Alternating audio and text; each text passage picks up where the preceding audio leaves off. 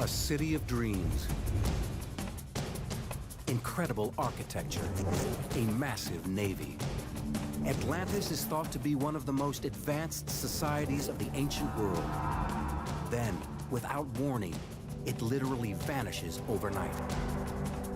An extraordinary civilization, lost forever. But its memory is not soon forgotten. Legendary status has made Atlantis the holy grail of modern archaeology. Escúchame, un corte que tiene la estructura es humano. The city may not necessarily be under the bottom of the sea, but rather under the bottom of this flatland. Atlantis should be somewhere around here, but where? And if it is here, how come we can't see it? This team of obsessed scientists believe they finally hit the jackpot.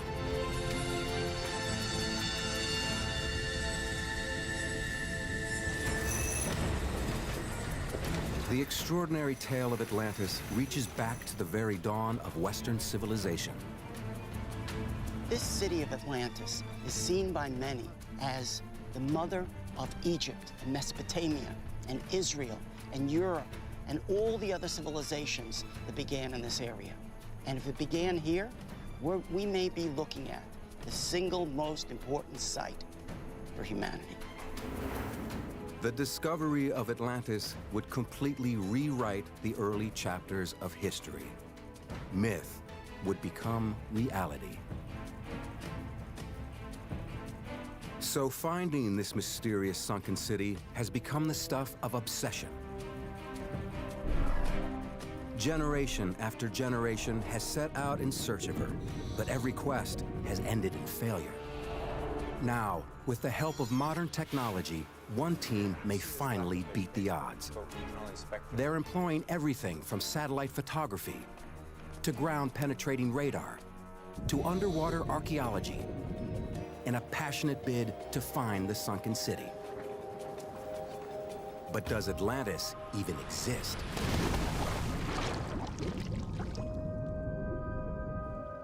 The legendary city may be just that, a legend.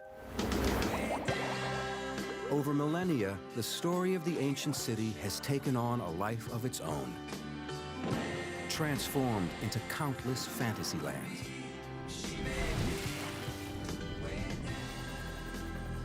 To separate fact from fiction, any search for Atlantis must begin with the original source material, and Angela Hobbs knows just where to look. All we know about Atlantis comes from a few pages of the book that I'm holding in my hands, written by the Greek philosopher Plato. He is the gold standard. There is no other ancient source for the myth of Atlantis. This is it. The records speak of a vast power that sprang forth from beyond, from the Atlantic Ocean. For at that time, this ocean was passable, since it had an island in it in front of the strait that you people say you call the Pillars of Heracles. Plato's descriptions of Atlantis are incredibly intricate. His writings provide any Atlantis seeker a detailed roadmap. According to Plato, Atlantis was an island kingdom with land rings and circular harbors, situated just beyond the Pillars of Hercules. Many believe that the Pillars of Hercules describe the peaks that flank the entrance to the Strait of Gibraltar, the northern pillar being the Rock of Gibraltar, and the southern pillar a corresponding peak in North Africa. This leads Dr. Richard Freund to begin his search for Atlantis in southern Spain. The Pillars of Hercules was known by every single ancient writer as being located in what we call today the Straits of Gibraltar. This bay is located just beyond those ancient Pillars of Hercules. Freund focuses on the Guadalquivir River Delta and Doñana National Park. He believes a massive ancient bay once existed here in antiquity. Here we are in the largest marsh in southern Spain, hundreds of square miles. It is massive. We're talking about 40, 50 miles worth of just marsh. And archaeologists, think that buried in this marsh is the lost city of Atlantis. In 1922, archaeologists George Bonser and Adolf Schulten proposed that Atlantis is hidden under these mudflats. But for decades, most scholars ignore the theory. Then, in 2004, a young German physicist named Rainer Kuhn makes headlines using satellite photography to resurrect the Bonser-Schulten theory. I am here within the mudflats of the Donana National Park. It is exactly here where I think that Plato's Atlantis was located. Kuhn observes strange circular patterns in a satellite photograph of the Donana mudflats. Comparing the photograph to the detailed descriptions in Plato, Kuhn becomes convinced that the lost city is here in southern Spain. In his writings, Plato describes a port city with 3 rings of concentric harbors and gives exact dimensions for each. Kuhn believes that the circular patterns he sees fit Plato's measurements. And there's more. In his writings, Plato describes 2 temples on the center island of Atlantis. One dedicated to the god Poseidon. Within the circular patterns on the Donana mudflats, Kuhn finds a rectangular anomaly. When he calculates its dimensions, it comes up a perfect match to Plato's description of Poseidon's temple.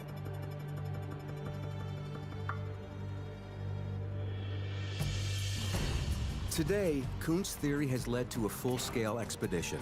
A team will determine whether the anomalies detected from space actually correspond to man-made structures under the mud. It includes anthropologist Juan Villarias, whose research is closely followed by Richard Freund, and Paul Baumann, an expert in subsoil sonar mapping. Those shapes certainly do not correlate with any possible geological feature. In my mind, there's no question they're man-made features. One of the big circles is connected with several rectangular structures. We think that those rectangular structures have a wall below the shape in the soil. And we are trying to find if we have a building. If there is a building, or any other artifact deep beneath this mud, it could be the find of a lifetime. If they can excavate and come up with just a few really good artifacts that can be dated to 4,000 years ago, then we have evidence for one of the great myths in civilization, the myth of the beginnings of Atlantis.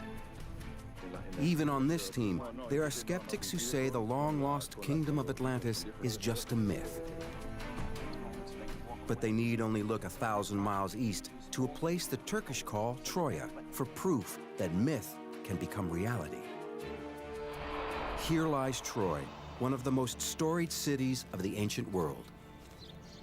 So, this is the main street of the late Bronze Age citadel of Troya, dated around the 13th century BC. For years, people thought that the city of Troy was a fantasy, a made-up place described in Homer's epic poem, The Iliad. In the 3,000-year-old story, Troy is the setting for the Trojan War and the legendary Trojan horse, where the warrior Achilles fights for the beautiful daughter of Zeus, Helen of Troy. Like Atlantis, Troy was thought to be just a myth. Those who searched for it were ridiculed. There were many voices that would say that this story is pure fiction, that Troy does not exist. Then, in 1870, amateur archaeologist Heinrich Schliemann proves that Troy is a real place after all. He's able to unearth the fabled city by simply reading one of the oldest myths in Western literature as if it was fact. He used the Iliad as a tour guide. He accepted it as a direct description. Homer describes a city with steep rising walls and broad streets. Schliemann found them. The ruins here reveal a city filled with impressive architecture. Schliemann also needed to locate a city beside 2 rivers.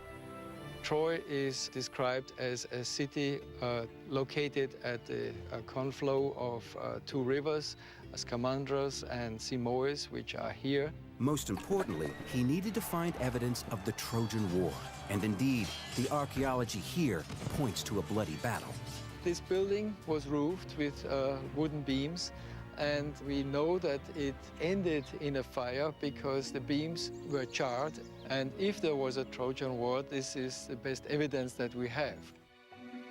For those searching for Atlantis, Troy is an inspiration, proving that myth and fact are sometimes one and the same. When Schliemann came here, he was successful. He excavated an archaeological site that everybody agrees nowadays is the site of Troia. He wanted to solve an archaeological problem, and he did. Now, the team in Spain is taking an even bigger gamble, and no one knows if they'll be as lucky. This rich and strange marshland on the Spanish coast is part of a protected park called Doñana. In ancient times, this area of southern Spain was underwater, and the Doñana Park was essentially a large bay. In the bay, there were created, over a long period of time, massive sandbars that allowed people to use these sandbars to create cities. Dr. Richard Freund believes that the famous rings of Atlantis may have existed in this bay thousands of years ago. Freund and a team of archaeologists, geologists, and anthropologists pore over satellite photos of the area. We have put different depths. They find what may be circular shadows of an ancient city. Finally, we've narrowed it down to a very specific location around this mysterious circle in the midst of the swamp. But in order to pick the best areas to investigate, the team needs better images. And a simple homemade contraption might just fit the bill. By attaching small cameras to a balloon and a kite, the team can get higher resolution images than the photographs taken from space. Yeah, there we go, so that's working. The aerial photographs we're doing today can give us the clearest images that they've ever had. Today we'll get the best photographs of this entire area with this balloon and see whether those rings really exist. We're going to lift the balloon to at least 100 meters, and then we'll probably work at different increments of elevation, 100, 150, 200, and so forth. Any patterns or anomalies in the soil that appear in these new photographs could indicate buried man-made structures. But if there was once a mighty city here, what happened to it? According to Plato's final chapter, the great city of Atlantis faced a cataclysmic disaster. Violent earthquakes are followed by great flooding, and after just one day and one night, the entire island of Atlantis sinks below the sea. In order to prove their theory, the Spanish team must find evidence of such a disaster. Dr. Juan Antonio Morales finds geological evidence of a long history of massive tsunamis hitting this coastline. Puede observarse en esta zona como el desplazamiento de algunas de estas rocas a lo largo de esta plataforma tiene decenas, incluso centenas de metros. Por lo tanto, esto sugiere el desplazamiento no a causa de un solo tsunami, sino a causa de tsunamis sucesivos. If the rings of Atlantis existed in this ancient bay and were ravaged by successive tsunamis, the city would have been torn apart or perhaps pulled into the sea. As a result, evidence of the lost civilization might not just be under the Doñana mudflats. It could be underwater, off the modern coast. So that's exactly where the team takes their search. Marine archaeologist Claudia Lofano and Morales are equipped with the latest in sonar technology. The torpedo-shaped towfish generates sound waves that bounce off the sea floor. When the signals return, they're received by a computer on deck that converts the sound waves into images. Any formation that appears in the sonar imaging system is mapped and its coordinates recorded. We have seen an anomaly, which is a vertical wall. This is very different to a geological formation. magnífico. It is a vertical structure.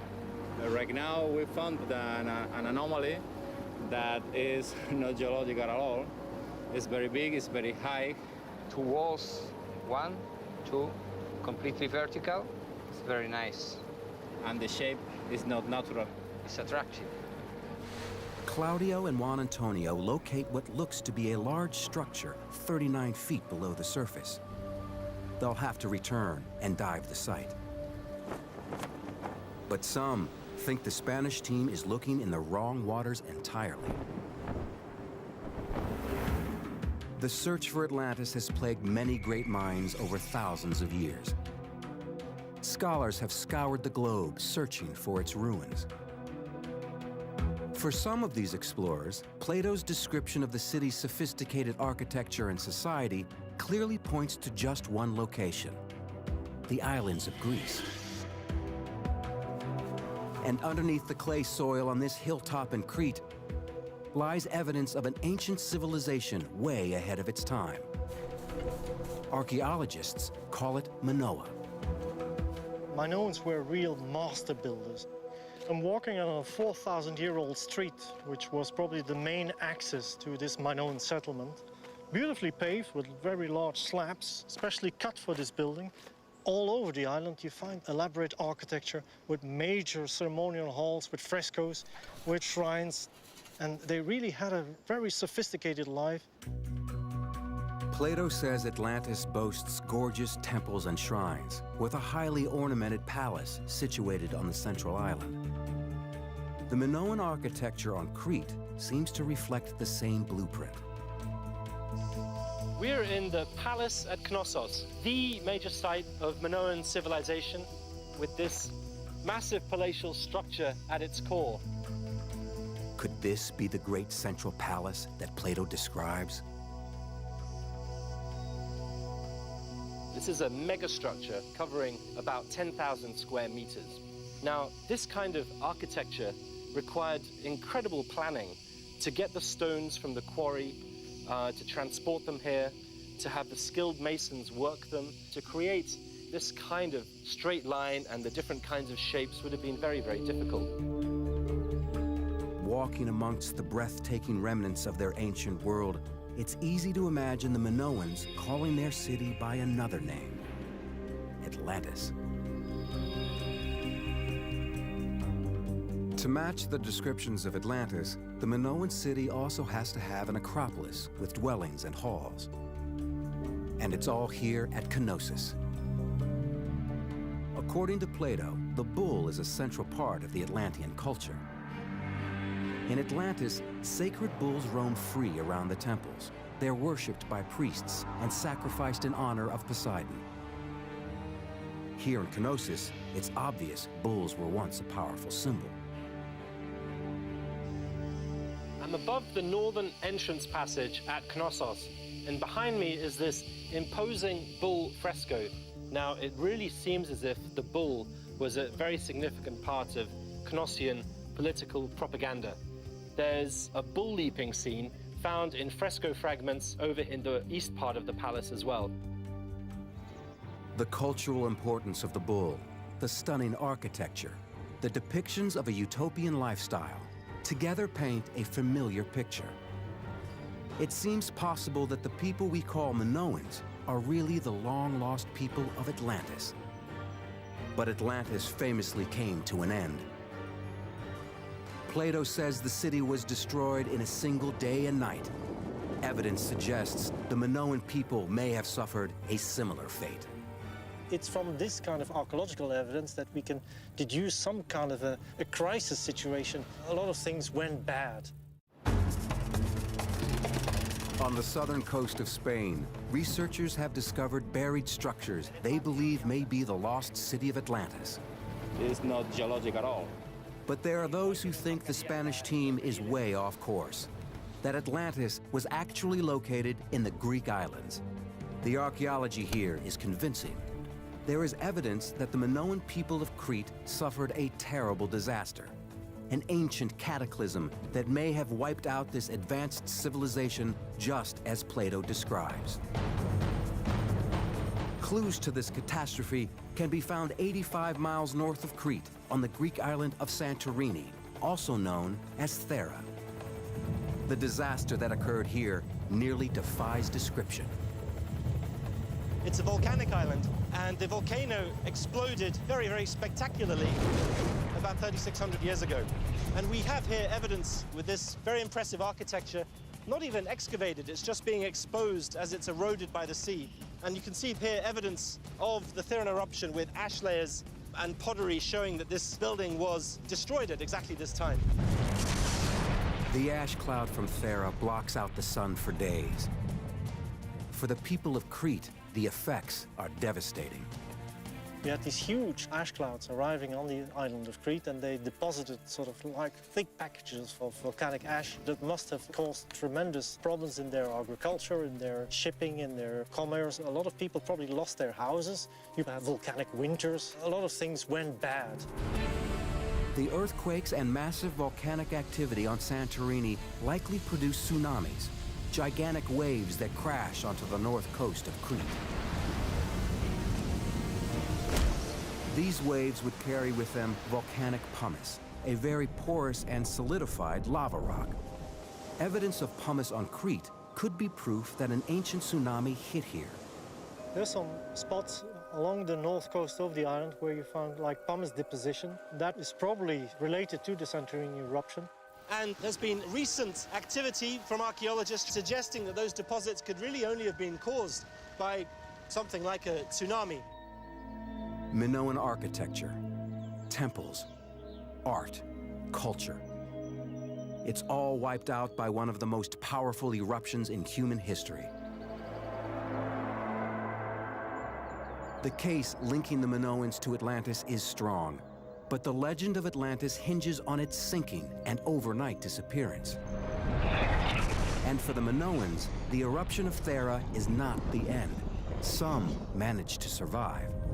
We have clear continuity in the Minoan civilization after the Theran eruption. We can see archaeological layers showing the occupation at the time of the eruption, and then rebuilding and reoccupation straight away afterwards.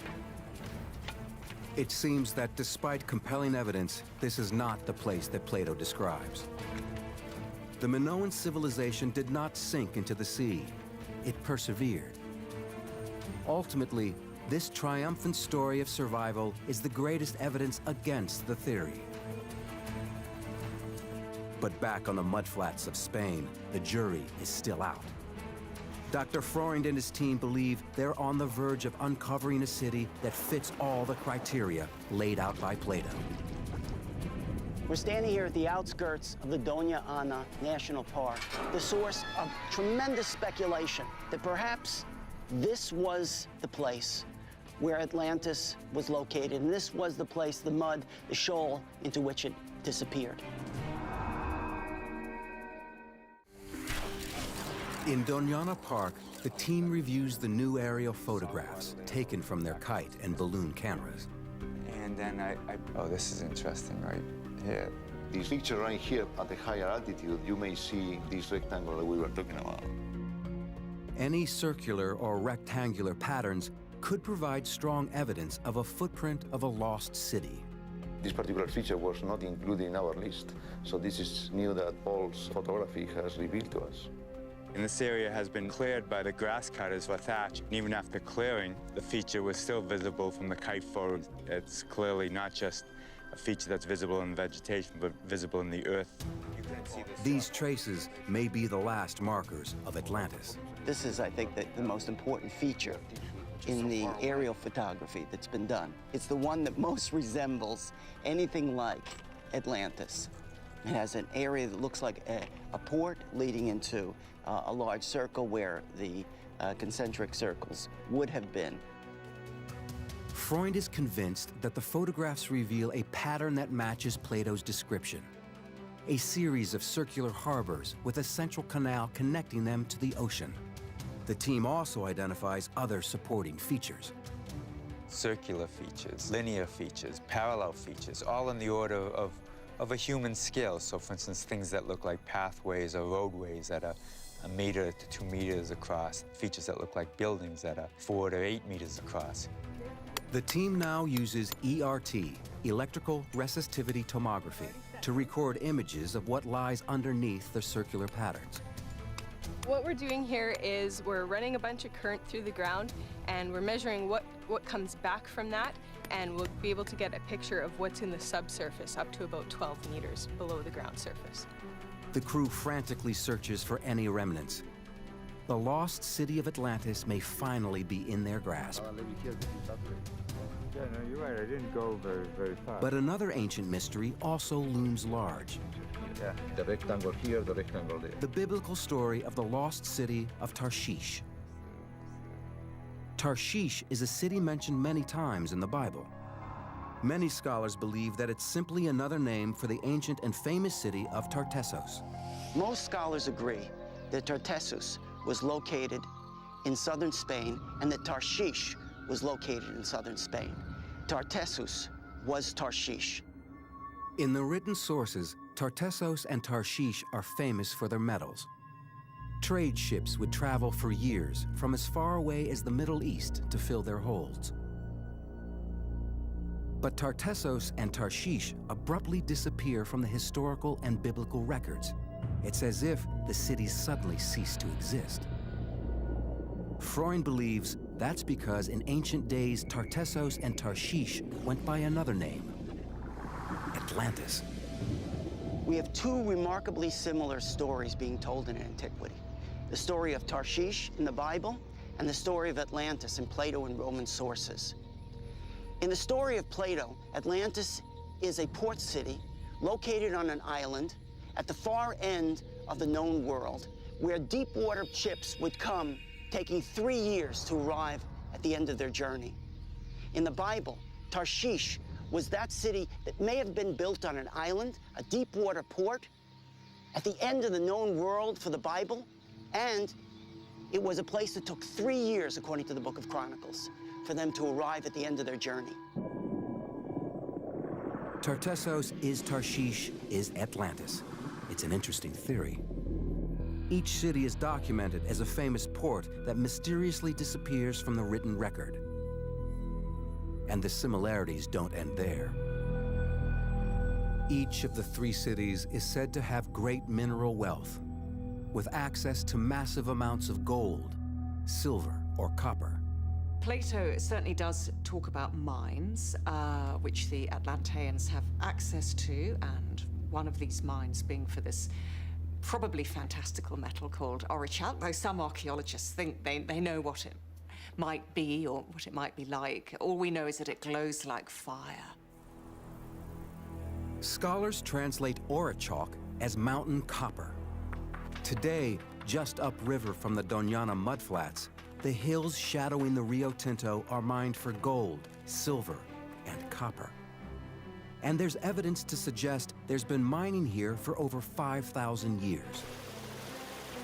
The mudflats' proximity to these deposits of valuable ore make any ancient city located here a strong candidate for Atlantis. It's just one more clue that points to the coast of southern Spain as the best location for the lost city. But the only way to know for sure is to get a closer look. The anomalies we have seen, and the structures are completely square. This is curious because these 4 are forming a line 2 meters high. For me, it's the most interesting zone in this area. My best option is to go there to dive.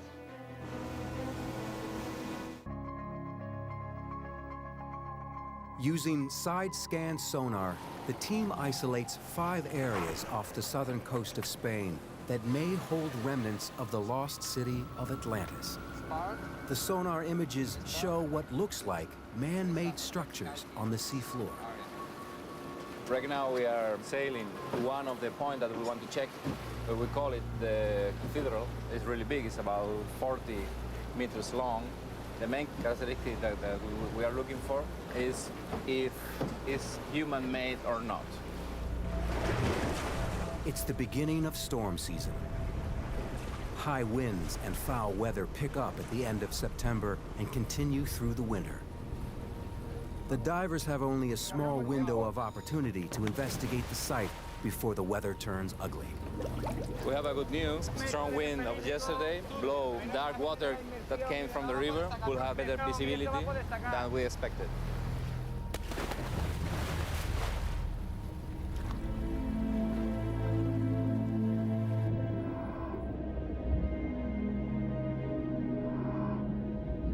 Nearly 39 feet below the surface, the divers discover some unusual formations.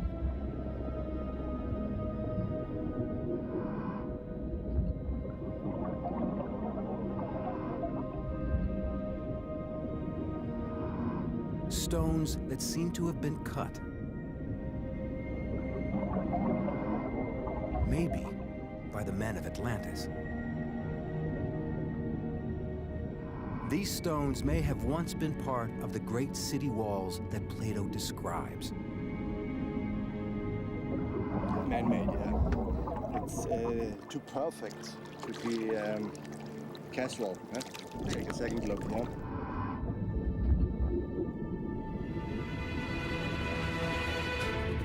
Escúchame, entonces yo no quiero utilizar la radio para decir estas cosas. Ha encontrado Vladi unas vigas, una piedra redonda circular hecha por el hombre y todo el corte que tiene la estructura es humano. As each diver surfaces, more details of the unique discovery are revealed. Había un ladrillo que no era cuadrado, terminaba, parecía que estaba trabajado también. Era una piedra, pero terminaba en pico, en cuña. Some places is like a wall, no? And there are like steps from the stair, very mysterious, no? Vaya día tenemos, ¿no? Increíble, increíble. The dive is a success, but the team's geologist, Juan Antonio, doesn't want to jump to any hasty conclusions. First, he needs to review the hours of underwater footage. Any discoveries from the diving expedition could be linked to potential finds in Doñana, so the team continues their search on land. Archaeologists conduct a careful survey of the surface, hunting for any cultural remains. When we're looking for Atlantis, we're not just looking for the buildings of Atlantis. What we're looking for is the culture of Atlantis. We may not find all of the contours of the city. You could find a wall, you could find two walls, you can find rectangles. It still doesn't connect it directly with the ancient Near East and all of the great civilization from the Aegean through the Mediterranean. But every once in a while in archaeology, you come upon a smoking gun, something that connects all the dots for you. While searching within the large circular patterns in the soil, Freund and his colleagues suddenly discover two incredible artifacts. He's a magnet, but look at that, look at that. Oh my gosh, people wait a whole career to find one of these little figurines, and to find two, and just magnificent. It's an ancient statuette, probably at least 2,000 years old. She is one of the most spectacular kinds of goddesses. Is she Astarte or Ishtar? If they are Astarte or Ishtar, it would make them Bronze Age icons, dating as far back as 4,000 years.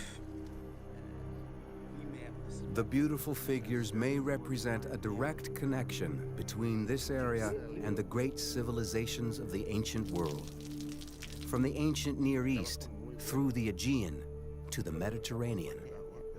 And those two small figurines can connect it. Because if we find the culture that fits into that context, then we found Atlantis. Meanwhile, now back on land, Claudio, Juan Antonio, and the team of divers carefully review their footage, analyzing what seems to be the ruins of a man-made structure. Yo veo aquí una superficie que parece el techo de un bloque. Imagínate que eso fuera una pared, un bloque hecho por el hombre. Parece un muro. Pero yo veo dentro de la piedra y veo líneas. Yo no veo un muro, yo veo un estrato diaclasado. Este diaclasado corresponde a esfuerzos regionales y seguro, vamos, yo apostaría que es geológico. Yo no puedo afirmarlo con rotundidad, pero me cuesta creerlo, ¿no? Me cuesta verlo. Parece que pueda ser una formación natural que haya sido modificada. Parece que el hombre ha hecho algo ahí. Que alguien aprovechara esta piedra que se la encuentra rota para construir un muro, puede ser. Each stone raises new questions. Although they appear to have been formed geologically, it's possible they were later used as building materials. Es completamente nuevo. Cuando analizamos yacimientos del entorno de Doñana, vemos que muchas de estas rocas y de rocas de otro tipo cuadrangulares han sido reutilizadas en la construcción. If the stones were transported and used as building blocks, the most likely location for a construction site is under the Doñana mudflats. For 3 days now, the team has been conducting advanced imaging across the geometric patterns first seen in the aerial photographs. Let's get Juan over here. Just look, let him look at this. This is the big circle. Any structures below the soil will show up as distinct breaks in the so-called density and conductivity graph. If there are evenly spaced breaks that match the circular patterns on the surface, it will be strong evidence that there are buried structures under the mud that could be the city of Atlantis. Okay, so here's the results of the electrical imaging across the large circle that's particularly reminiscent of Plato's description of Atlantis. The section's 160 meters long and 12 meters deep. We have breaks here and breaks again at 60 meters. 60 meters. The results look positive. The images show breaks consistent with the circular patterns seen from above. In my view, the pattern of resistivity to electricity matches the pictures, matches the shape of the borders of the features. We can explain the circles because they really are there. There is some kind of representation in the soil. They look like this. If a city was suddenly buried here, all of the organic material associated with that civilization would also be trapped. Over the centuries, this material would decompose and produce gas. While retrieving core samples, the team taps into just that. But isn't this the most exciting feature? We have a mysterious methane layer that could indicate flora and fauna and human activity that were sealed in one single layer in a catastrophic event. Freund is feeling optimistic. Early lab results from the finds at the Doñana mudflats are in, and so far, they look positive. Carbon-14 dating has told us that artifacts found inside of the marsh go from the period of 5,000 BCE all the way down to approximately 2000 BCE. We have a coring that tells us there was a deep water port that continued into the center of this marsh. Electrical resistivity tomography identifies that there were actual signatures of walls that were located below the surface. And we have a mysterious methane layer that was sealed about 6 to 9 meters below the surface. It goes down deep. What is it? It must be about 5 meters? No. Methane is created by the decomposition of organic matter. If the entire Atlantis civilization was suddenly buried, it could create a huge deposit of trapped methane, like the one found by the research team. Although other explanations for the gas are possible, its unique location, coupled with the history of tsunamis on this coast, together make a strong case that a tsunami crashed onto this site and buried a city. The surrounding flora, fauna, and people would have all died. The researchers are anxious to excavate, but there's groundwater right below the surface, and that poses serious problems. Going deeper than 7 meters is technically very complex and very expensive. Yeah. It could be years before anything is unearthed here. But further inland, other Spanish archaeologists have recently made a discovery that could lend further evidence to the Doñana theory and point the way to Atlantis. This is Concho Ruano, one of the greatest archaeological discoveries of the 20th century. In the 1970s and 1980s, archaeologists discovered a series of different villages that preserved Tartessan culture. This Tartessan culture was so different than all the other culture around it. It was the culture of the South. Freund believes Tartessan culture was really Atlantean culture. But these 2,500-year-old ruins are 125 miles from the coast, a long way from home. Why did they come here? Some cataclysmic event on the coast pushed them out of their homes in the 9th century. Freund believes this place is not the remains of a once bustling village. Rather, it's a memorial to the lost kingdom of Atlantis. He calls it a ritual city and says that this site is actually a miniature replica of Atlantis, built in homage.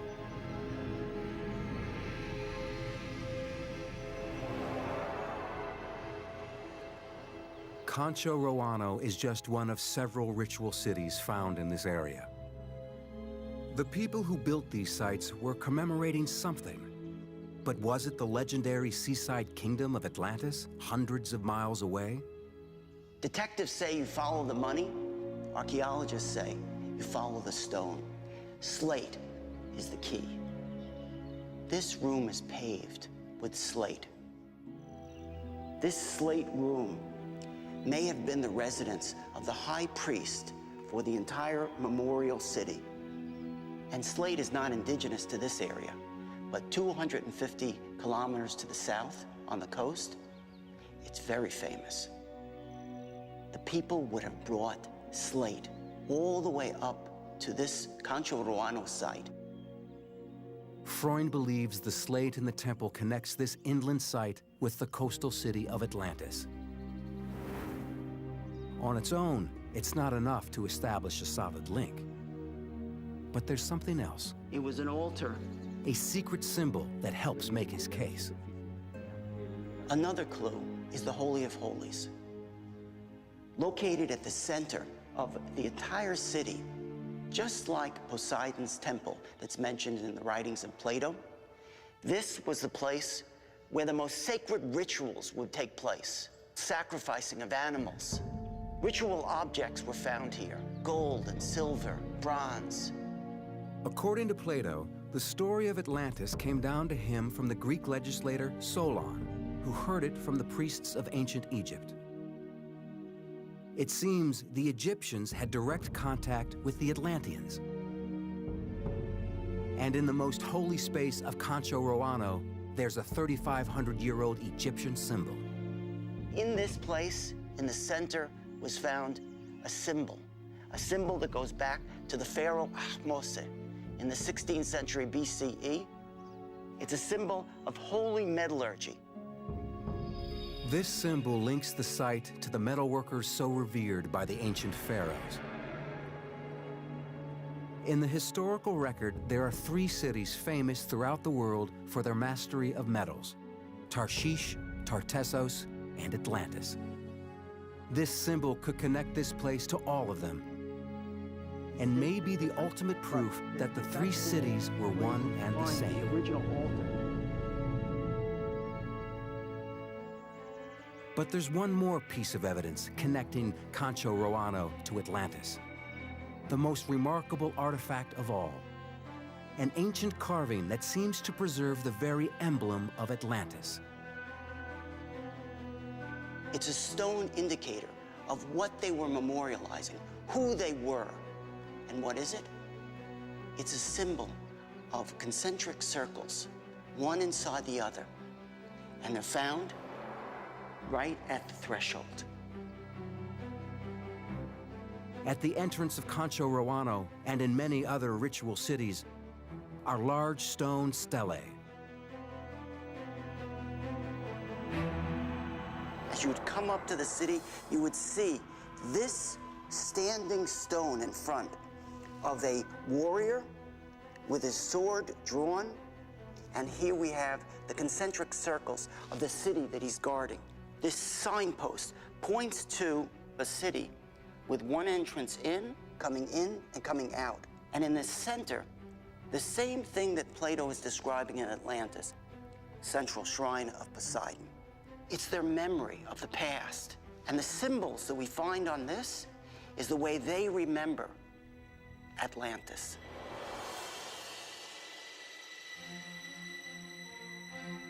If this structure was built by refugees from Atlantis, then this is the shared memory of their sunken home. A scale model of the lost city, still buried perhaps beneath the mud of southern Spain. In a deserted patch of marshland may lie the secret that explorers have been seeking for more than 2,000 years. Advanced imaging technology has detected circular patterns like those described by Plato. The same design that's repeated on a 2,500-year-old memorial. And new science seems to have revealed a guarded island city of circular canals with a central shrine and a waterway that leads to its heart. Maybe this is where our civilization was born, home to an ancient and advanced people, a culture of extraordinary achievement. Perhaps submerged beneath this ground is the place we call Atlantis.